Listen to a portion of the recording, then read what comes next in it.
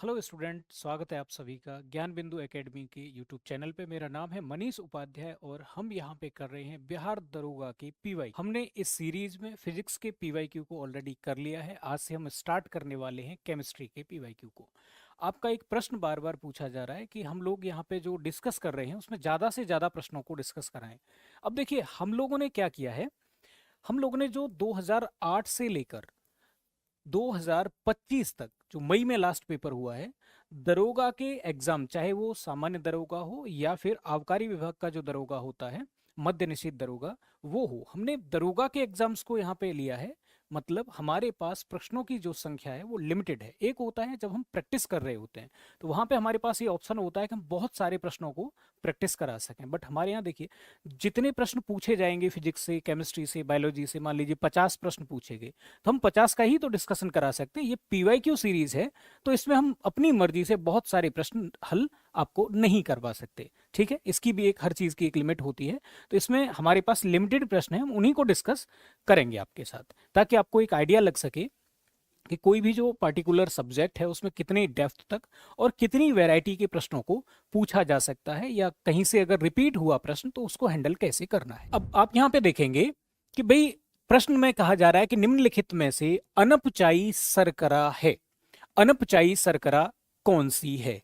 Maltose, lactose, sucrose और सेलोबायोस। यहाँ पे जो बात हो रही है, ये शर्करा के बारे में बात हो रही है। तो भाई, शर्करा की अगर हम बात करें तो शर्करा क्या है?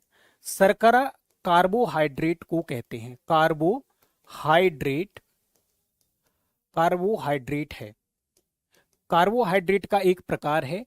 अर्थात कार्बोहाइड्रेट में कुछ ऐसे कार्बोहाइड्रेट होंगे जो मीठे नहीं होंगे स्वाद में, उनको नॉन सुगर्स या अशर्करा कहा जाता है, और जो स्वाद में मीठे होते हैं उनको शर्करा कहा जाता है। कार्बोहाइड्रेट होते क्या हैं? तो जिनमें CnH2n और फिर ON का फॉर्मूला लगता हो, वो सारे के सारे कार्बोहाइड्रेट होते हैं। अर्थात शर्करा क्या है? जिनमें कार्बन, हाइड्रोजन, ऑक्सीजन तीनों पार्टिसिपेट करते हैं, उन्हें हम शर्करा के नाम से जानते हैं। जो प्रारंभिक शर्करा बनती है वो बनती है, इसमें हम रखेंगे तो C6H12O6।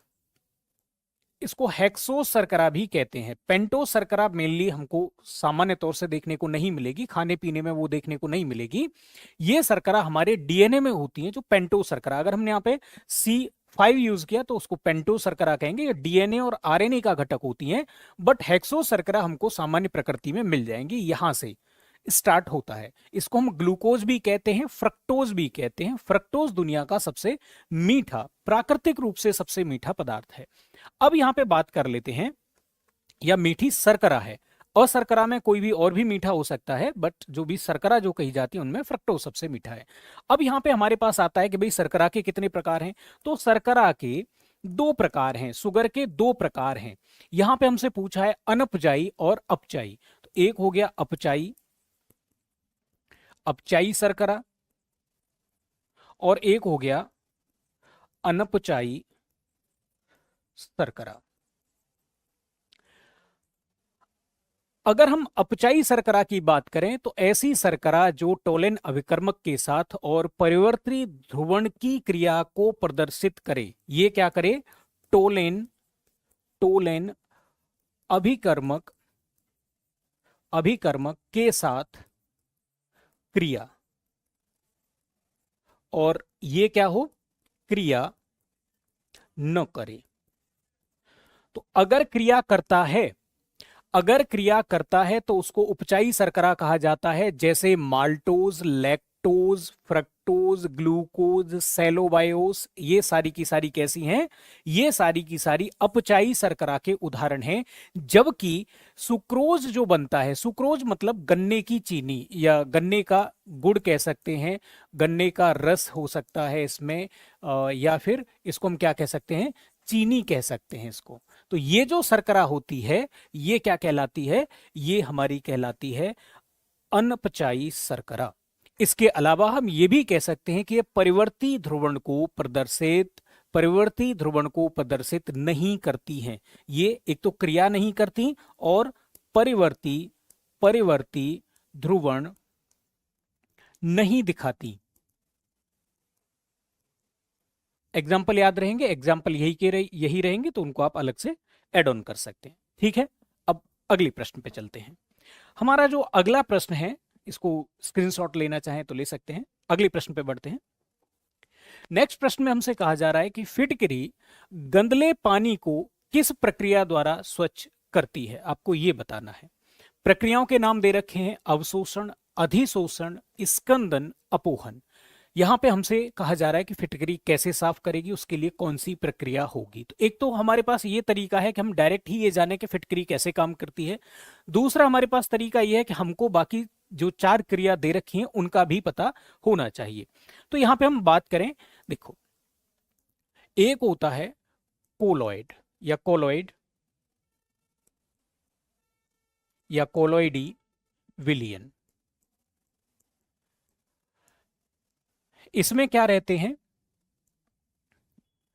परिक्षिप्त परिक्षिप्त अवस्था प्लस इसमें परिक्षिप्त माध्यम मिले रहते हैं। तो इसमें क्या रहता है, माध्यम मिला रहता है।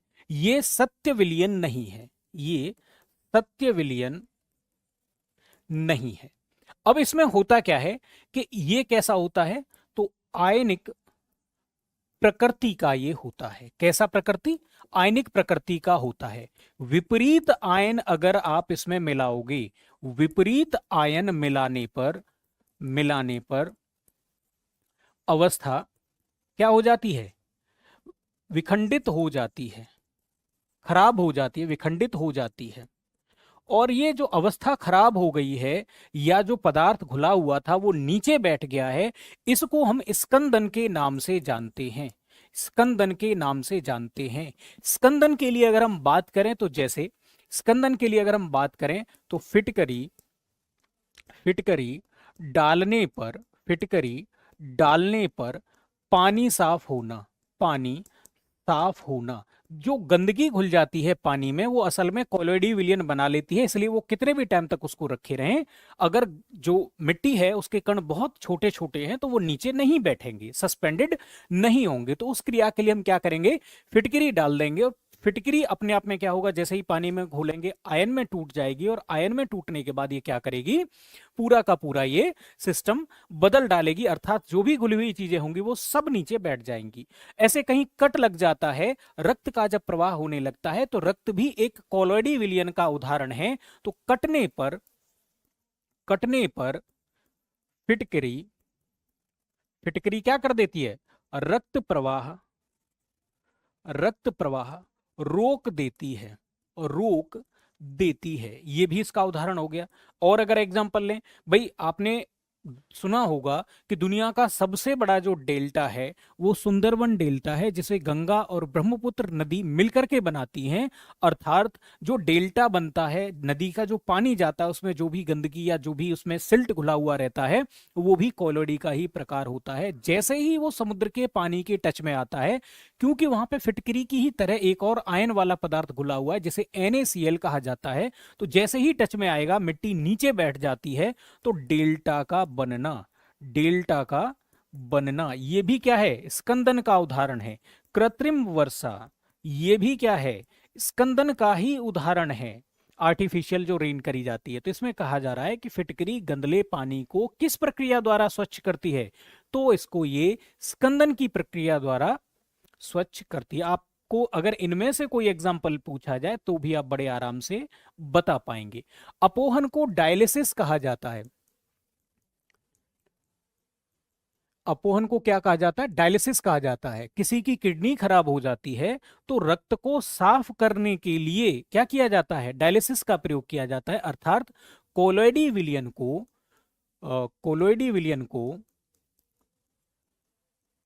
विलयन को साफ करने हेतु जो विधि अपनाई जाती है, कोलॉइडी विलयन को खत्म करने के लिए जो विधि अपनाई जा रही है उसको स्कंदन कह रहे हैं। और अगर उसको साफ करना है, जैसे ब्लड ही रहेगा लेकिन उसमें जो भी इंप्योरिटी होंगी, यूरिन जो उसमें मिला होगा, उसको अलग करने के लिए जो मेथड अपनाया जाता है उसको अपोहन कहा जाता है। अवशोषण का मतलब होता है किसी चीज का अवशोषित या सोख लेना, अवशोषित होना कोई पदार्थ जब दूसरी चीज को, जैसे जैसे मान लीजिए आपने लिया फोम लिया, फोम क्या करता है, पानी को एब्जॉर्ब कर लेता है, पानी को सोख लेता है, तो ये क्या कहलाएगा, अवशोषण कहलाएगा। और अधिशोषण, एडसॉर्प्शन कब कहते हैं, जब वस्तु क्या करे, रंग को अवशोषित करे, रंग को अवशोषित करे, तो उसको क्या कहा जाता है, तो उसे अधिशोषण कहा जाता है, तो उसे अधिशोषण कहा जाता है। आगे बढ़ते हैं। अगले प्रश्न में कहा जा रहा है कि कॉपर छीलन को सांद्र H2SO4 के साथ गर्म करने पर क्या मुक्त होगा, O2, SO3, SO2, H2S, इनमें से कौन सी गैस है जो निकलेगी यहां पे। तो यहां पे हम पहले क्या करते हैं, क्रिया लिख लेते हैं। भाई उन्होंने हमसे कहा कि कॉपर की छीलन है, अर्थात कॉपर है, इसकी क्रिया किसके साथ करवा रहे हैं, तो इसकी क्रिया करवा रहे हैं वो सांद्र H2SO4 के साथ। मतलब कि हमने यहां पे क्या ले लिया, सल्फ्यूरिक अम्ल के ज्यादा अणु ले लिए। क्रिया क्या होगी, तो सल्फर क्या करे, सॉरी कॉपर क्या करेगा, यहां से हाइड्रोजन को रिप्लेस करेगा, यहां से हाइड्रोजन को रिप्लेस करेगा, तो बन जाएगा CuSO4। फिर यहां पे SO2 गैस निकलेगी और यहां पे रिजल्ट में हमें मिलेगा थोड़ा सा पानी। यहां पे रिजल्ट में हमें क्या मिलेगा, पानी के भी मॉलिक्यूल मिलेंगे। तो बनेगा क्या, कॉपर सल्फेट बनेगा रिजल्ट में, सल्फर डाइऑक्साइड गैस बनेगी और पानी निकलेगा, यहां पे पानी बनेगा। तो इसमें से हमारे पास जो ऑप्शन बचेगा वो क्या बचेगा, बी ऑप्शन यहां पे हमारे लिए सही हो जाएगा। नेक्स्ट प्रश्न पे चलते हैं। नेक्स्ट प्रश्न की बात करें तो निम्नलिखित में से कौन सा तत्व और उसके प्रतीक की जोड़ी सही है। हम जब केमिस्ट्री में बेसिक पढ़ते हैं तो इसके लिए हम क्या करते हैं, इस तरह के यहां पे प्रतीकों को पढ़ते हैं। प्रतीकों की हमको आवश्यकता क्यों पड़ रही है, क्योंकि इससे हमें फायदा ये होता है कि रासायनिक अभिक्रियाएं लिखना हमारे लिए बहुत आसान हो जाता है। लैंग्वेज में लिखी हुई चीजों को समझना और उनको सही डायरेक्शन में इंटरप्रेट कर पाना। भाई मैंने कोई चीज लिख दी और जो मैंने लिखा है वही आप समझ पाए, तो इसके लिए जरूरी है कि हमने प्रतीक दे दिया। प्रतीक से क्या हो जाती है, चीजें सिंपल हो जाती हैं, आसान हो जाती हैं। तो प्रतीक क्या है, रासायनिक अभिक्रिया के लिए, रासायनिक अभिक्रिया की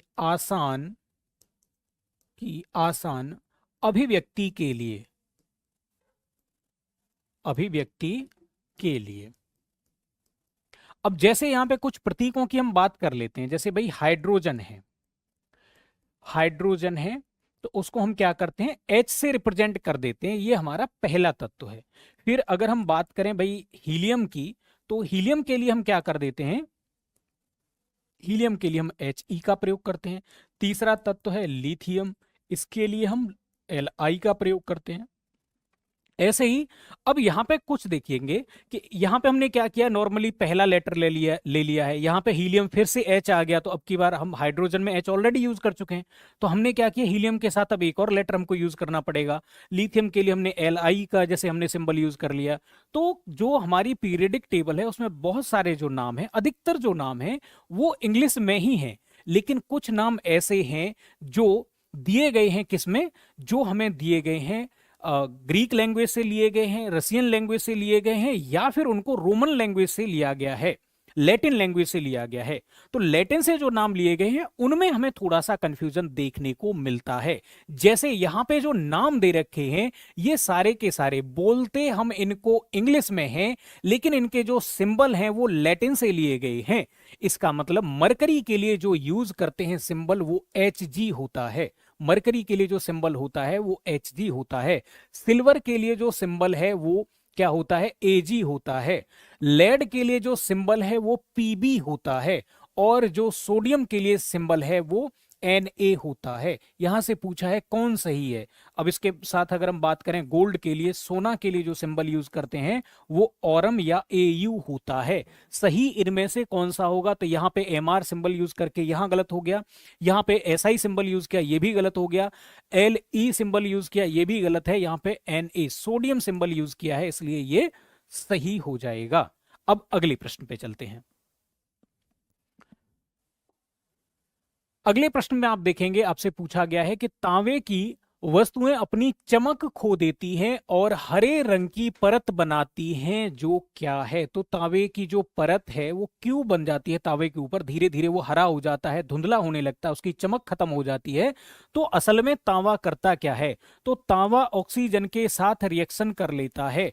ऑक्सीजन से रिएक्शन करने के बाद तांबा बनाता है CuO, कैल्स सॉरी क्यूप्रिक ऑक्साइड ये बना देता है। उसके बाद ये क्या करता है? हवा की, ये जो नया यहाँ पे यौगिक बना है, ये हवा की कार्बन डाइऑक्साइड के साथ रिएक्शन करता है और ये बनाता है CuCO3, कैल्स ये बनाता है कॉपर कार्बोनेट, कॉपर कार्बोनेट बना लेता है, जो क्या है? हरे रंग का होता है। अब भाई जो भी, इसको ही हम क्या कहते हैं?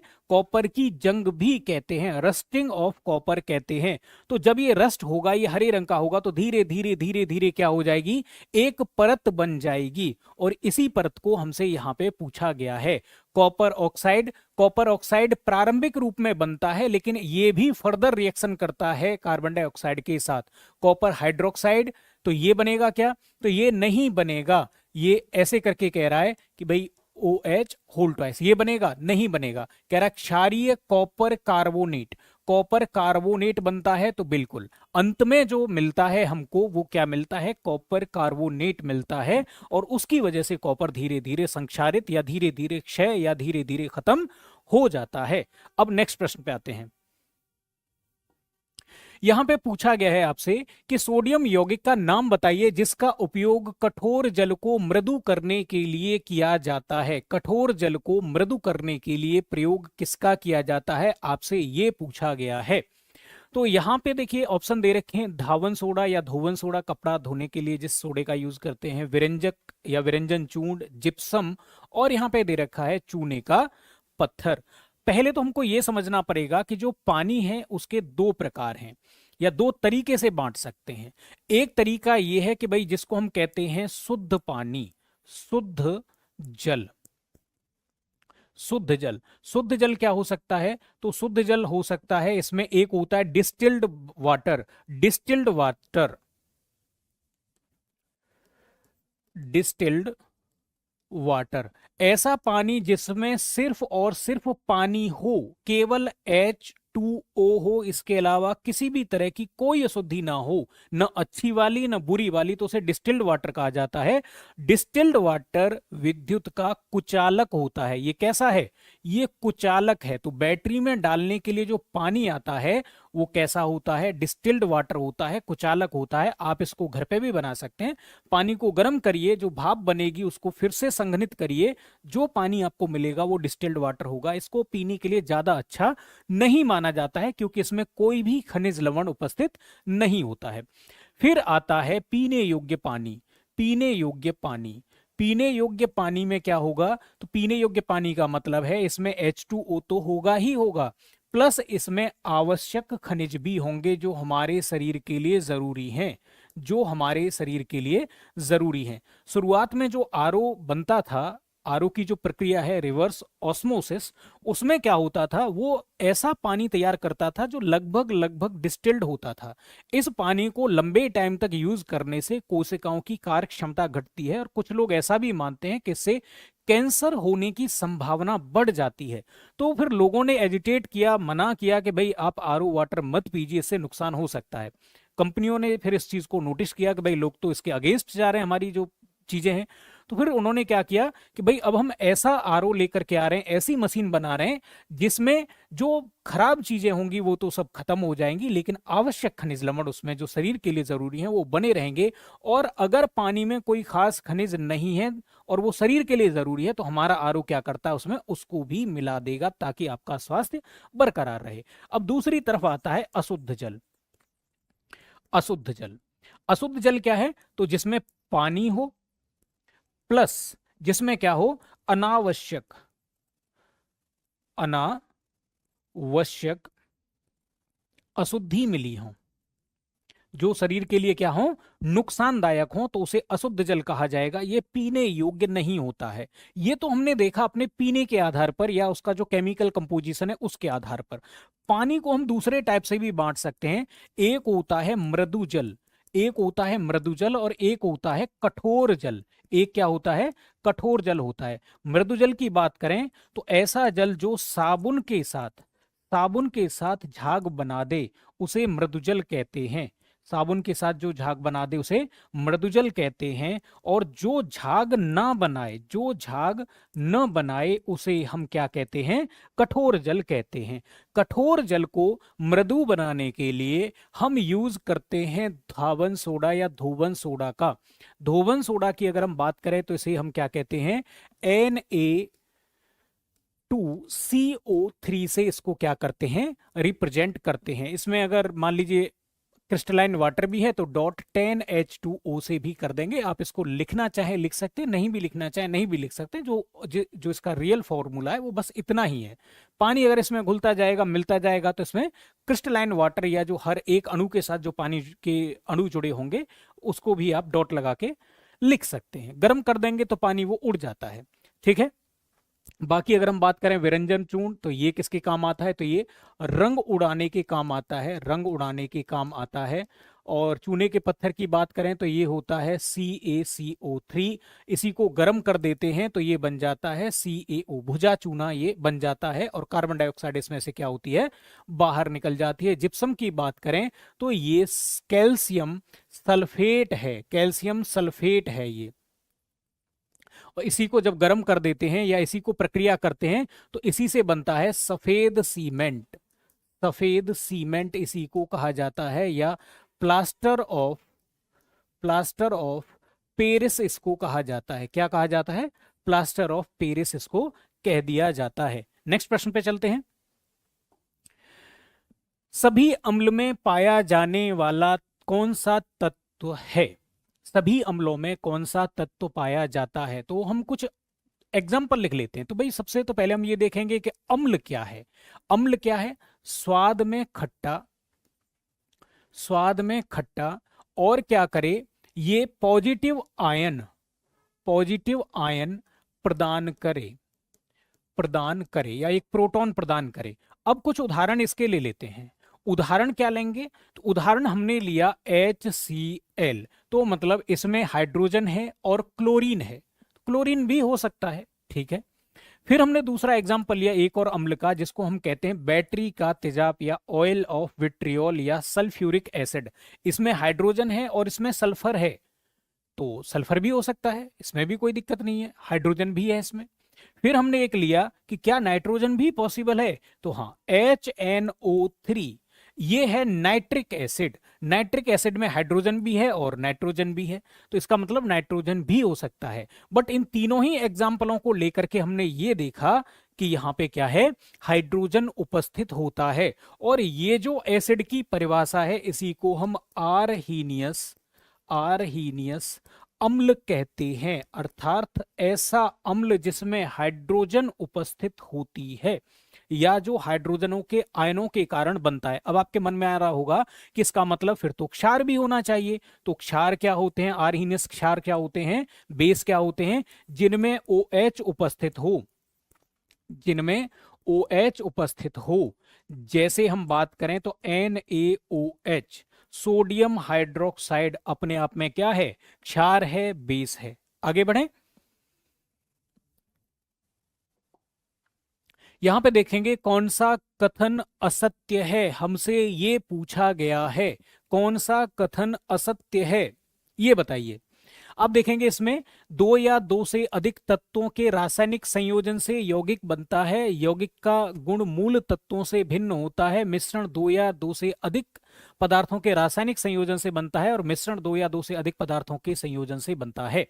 इसका मतलब अगर हम पदार्थ की बात करें तो पदार्थ को हम दो कैटेगरी में बांट सकते हैं, शुद्ध और अशुद्ध। शुद्ध प्योर पदार्थ और अशुद्ध पदार्थ। शुद्ध में तत्व आ सकते हैं परमाणु स्तर पर एक समान एग्जाम्पल के लिए hydrogen, oxygen, nitrogen, sodium, chlorine इत्यादि परमाणु स्तर पर इनको क्या कहेंगे? एलिमेंट कहेंगे इनको। फिर आता है यौगिक, जिसे कंपाउंड कहा जाता है। यौगिक का मतलब होता है तत्वों के मिलने से, तत्वों के मिलने से या फिर रासायनिक रासायनिक क्रिया द्वारा, रासायनिक क्रिया द्वारा, जैसे हाइड्रोजन जलता है, ये हाइड्रोजन का गुण है। ऑक्सीजन जलाता है, हाइड्रोजन जलता है, ये हाइड्रोजन का गुण हो गया। ऑक्सीजन जलाता है, ये ऑक्सीजन का गुण हो गया। लेकिन इनसे बना पानी, पानी आग को बुझाता है। इन दोनों की वजह से आग लगती है, लेकिन इन दोनों से जो बनता है वो आग को बुझाता है। तो यहां पे एक स्टेटमेंट लिखा हुआ है, दो या दो से अधिक तत्वों के रासायनिक संयोजन से यौगिक बनता है। तो यौगिक किससे बनता है? रासायनिक क्रिया के द्वारा बनता है। बिल्कुल सही बात है। फिर कहता है कि यौगिक का मूल गुण तत्वों से भिन्न होता है। तो हाइड्रोजन का गुण क्या है? जलना। ऑक्सीजन का गुण क्या है? जलाना। लेकिन इनसे जो बना पानी, उसका मूल गुण क्या है? दोनों का उल्टा, आग को बुझाना, जलती हुई चीज को खत्म करना। इसका मतलब ये बात भी सही है कि गुण क्या होता है? भिन्न होता है। बात बिल्कुल सही है। अब आते हैं अशुद्ध पदार्थ पर। अशुद्ध पदार्थ को मिश्रण कहा जाता है। इसमें क्या होते हैं? दो या दो से अधिक पदार्थ, अधिक पदार्थ अनिश्चित अनुपात में, किसी भी अनुपात में मिले होते हैं। अनिश्चित अनुपात में बिना रासायनिक क्रिया के, कोई क्रिया नहीं होती इसमें रासायनिक। एग्जाम्पल के लिए आपने शरबत बनाया होगा, तो बस आपने क्या कर दिया? चीनी को पानी में मिला दिया। बट ये तो डिपेंड करता है, अगर आपको मीठा ज्यादा पसंद है तो आप ज्यादा चीनी मिलाएंगे। चाय बनाते हैं तो आप दूध कितना डालेंगे, चीनी कितना डालेंगे, चाय पत्ती कितना डालेंगे, वो सबके पर्सनल इंटरेस्ट पर निर्भर करता है। उसका कोई एक यूनिक फॉर्मूला नहीं होता है। तो अशुद्ध पदार्थ क्या होते हैं?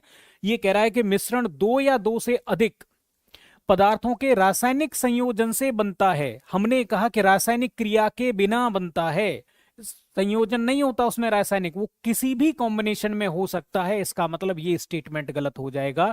अब ये चौथा स्टेटमेंट है, वो पढ़ लेते हैं। मिश्रण दो या दो से अधिक पदार्थों के संयोजन से बनता है। यही बात तो यहाँ पे कही जा रही है कि एक अनिश्चित अनुपात में दो पदार्थ हों, दो से ज्यादा हों। जैसे शरबत बनाने के लिए आपने दो का यूज किया, पानी और चीनी का, और चाय बनाने के लिए आपने दूध, चाय पत्ती और चीनी का प्रयोग किया, तो ज्यादा भी हो सकते हैं। बिल्कुल ये बात भी सही है। इसका मतलब उसने हमसे पूछा क्या है? असत्य पूछा है। तो असत्य हमारा कौन सा हो जाएगा? सी ऑप्शन हमारा हो जाएगा। ठीक है, अब आगे बढ़ते हैं। आगे अगला प्रश्न हम देखेंगे। हमसे कह रहा है कि मिथाइल ऑरेंज के संदर्भ में क्या सत्य है। अब ये फैक्ट वाला क्वेश्चन होता है, एक फैक्चुअल क्वेश्चन है। फैक्चुअल क्वेश्चंस में क्या होता है?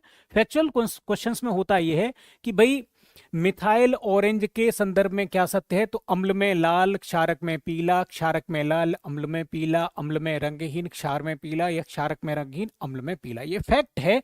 तो ये होता क्या है? आपको थोड़ा सा इसको रटने टाइप की जो चीजें होती हैं उनको हम फैक्ट यहाँ पे बोल रहे हैं। तो ये होता क्या है? तो अम्ल में ये लाल दिखता है, और लाल नहीं एग्जैक्टली अगर हम रंग का प्रयोग करें तो ये गुलाबी होता है अम्ल में। और क्षारक में ये कैसा हो जाता है? तो क्षारक में ये हो जाता है पीला। ठीक है, तो अम्ल में ये क्या होगा? गुलाबी या लाल हो जाएगा, और क्षार में ये कैसा हो जाएगा? पीला हो जाएगा। केमिकल फॉर्मूले याद करने की बहुत जरूरत नहीं है, बहुत लंबा सा केमिकल फॉर्मूला है कि भाई सी के 14 परमाणु हो, C14 हो, हाइड्रोजन के 14 हो, C14, H14, N3, और फिर उसके बाद सोडियम का एक हो, ऑक्सीजन के 3 हो, और सल्फर का एक हो। तो इस तरीके से इसका एक बड़ा सा लंबा सा फॉर्मूला है, उसकी जरूरत हालांकि नहीं है। आगे बढ़ते हैं यहां से। नेक्स्ट प्रश्न को आप देखेंगे तो ये यहां पे कह रहे हैं कि समावयवी कौन प्रदर्शित करता है। तो सबसे पहले तो हमें ये पता होना चाहिए कि समावयवता है क्या, समावयव क्या होता है। तो समावयव का मतलब है जब पदार्थ कैसे हो, या अणु का सूत्र समान हो, और गुण कैसे हो? गुण अलग अलग हों, गुण अलग अलग हों। अणुसूत्र समान होता है लेकिन गुण अलग अलग होते हैं, अर्थात संरचना क्या हो? संरचना भी क्या हो? भाई गुण अलग कब होंगे? जब संरचना भी कैसी हो? अलग हो, तो ऐसे पदार्थों को हम क्या कहते हैं? समावयवी। आइसोमेरिज्म इस प्रक्रिया को कहा जाता है। जैसे यहां पे हमको एक और चीज देखनी पड़ेगी कि जहां भी कार्बन का एक होगा उसके लिए मीथ या मेथ शब्द का प्रयोग किया जाता है, ठीक है, और जहां भी दो होंगे वहां पे एथ शब्द का प्रयोग किया जाता है, एथ शब्द का प्रयोग किया जाता है। जहां पे तीन होंगे वहां पे प्रोप शब्द का प्रयोग किया जाता है। कार्बन की चार अगर परमाणु होंगे तो वहां पे ब्यूट शब्द का प्रयोग किया जाता है। जैसे यहां पे कह रहे हैं प्रोपेन और ब्यूटेन, तो प्रोपेन का मतलब हो गया, एन शब्द जिनमें भी आता है उनके लिए फॉर्मूला होता है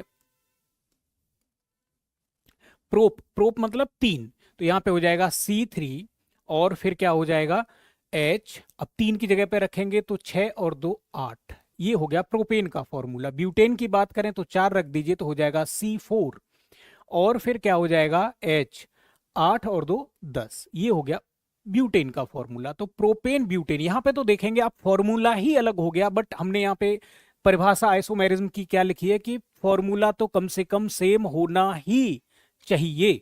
तो फॉर्मूला यहां पे सेम होने के लिए ये हमारा ऑप्शन क्या हो गया? गड़बड़ हो गया। इथेन और मीथेन, भाई एक बनेगा C2H और ये बन जाएगा यहां से कितना, दो रखेंगे 4 और 2 6 H6 और एक बन जाएगा CH4, तो ये भी क्या हो गया?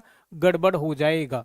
अच्छा एक काम करते हैं, जब ईन आता है तो उसके लिए क्या हो जाता है, जैसे इथेन, जब ईन शब्द आए, ईन शब्द आए तो फॉर्मूला हो जाता है ये वाला, ये फॉर्मूला यूज करेंगे।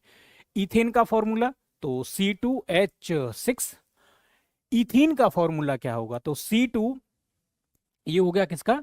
इथेन या एथेन, और इन का क्या बनेगा तो ये बन जाएगा H4, ये हो जाएगा इथीन।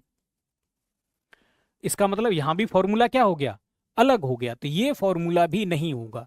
आपको अगर मान लीजिए एग्जैक्ट चीज याद नहीं रह पा रही तो भी फिर आप जो बेसिक है उससे तो क्वेश्चन को सॉल्व कर ही सकते हैं ना। अब हमारे पास जो भी बचा वही हमारा आंसर हो जाएगा। अब इसको समझ लेते हैं कैसे। ब्यूटेन की हम बात करें, ब्यूटेन, तो ब्यूटेन का मतलब है यहां पे C4 एन लगा हुआ है, इसका मतलब यहां पे क्या हो जाएगा, यहां पे 4 रखेंगे, 4 दूनी 8 और 2 10, यहां पे H10, और यही फॉर्मूला होता है 2 मिथाइल प्रोपेन का, 2 मिथाइल प्रोपेन का फॉर्मूला होता है। अब समझेंगे कैसे। C single bond C single bond C single bond C, यहां पे तीनों तरफ, यहां पे और यहां पे, ये सब क्या है? हाइड्रोजन जुड़े हुए हैं, तो ये हो गया हमारा ब्यूटेन। अब इसकी प्रोपेन की बात कर लेते। प्रोपेन मतलब तीन बात हो रही है, तीन की बात हो रही है, सिंगल बॉन्ड और ये यहाँ पे एक और सिंगल बॉन्ड। टू, तो 1 एंड 2, 2 पे क्या बोल रहा है? मिथाइल, मिथाइल का मतलब ये बात कर रहा है CH3 की, यहाँ पे भी जुड़ा हुआ है हाइड्रोजन, यहाँ पे हाइड्रोजन जुड़ा हुआ है, यहाँ पे हाइड्रोजन जुड़ा हुआ है।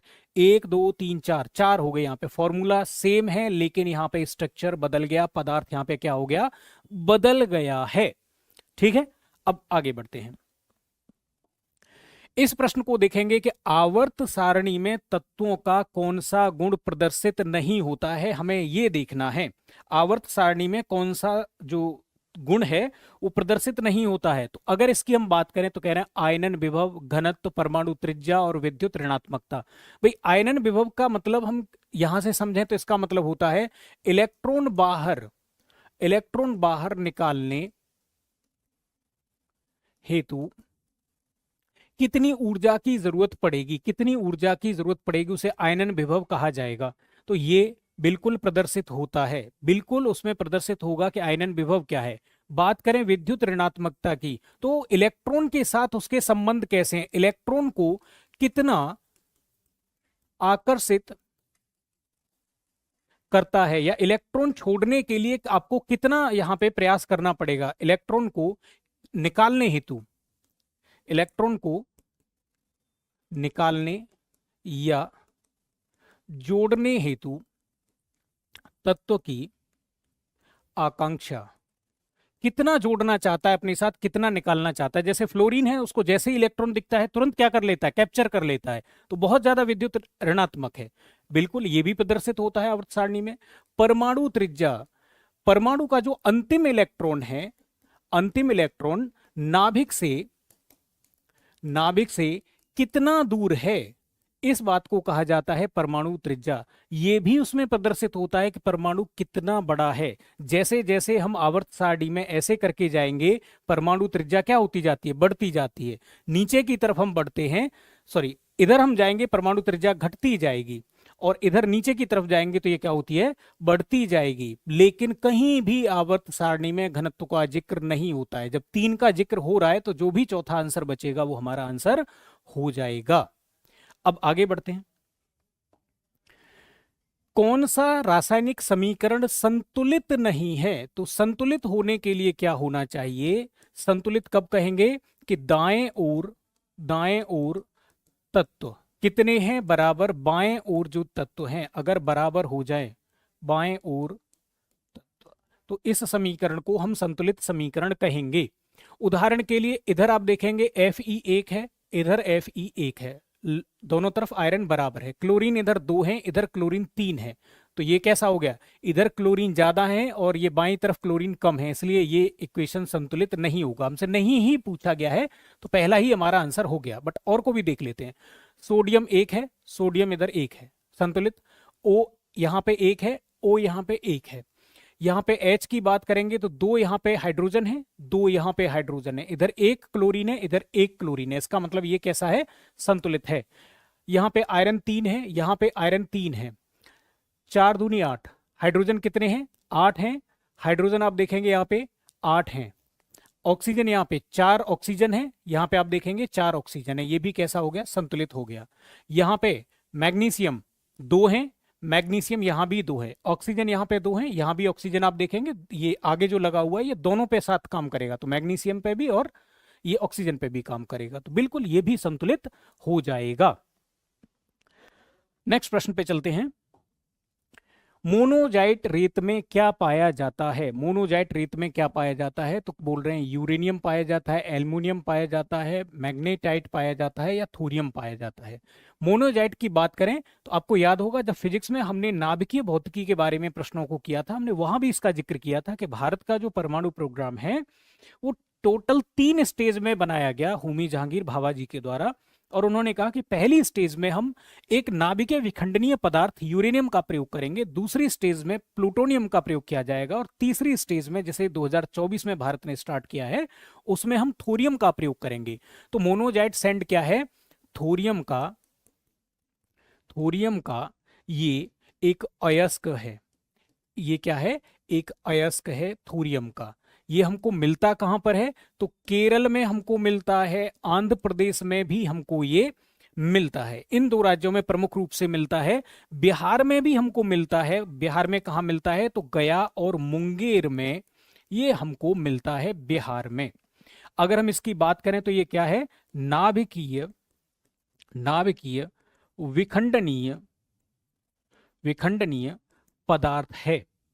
और इससे क्या मिलती है, इससे परमाणु ऊर्जा प्राप्त होती है। क्या मिलती है हमको, तो इससे हमें परमाणु ऊर्जा प्राप्त होती है। नेक्स्ट प्रश्न पे चलते हैं।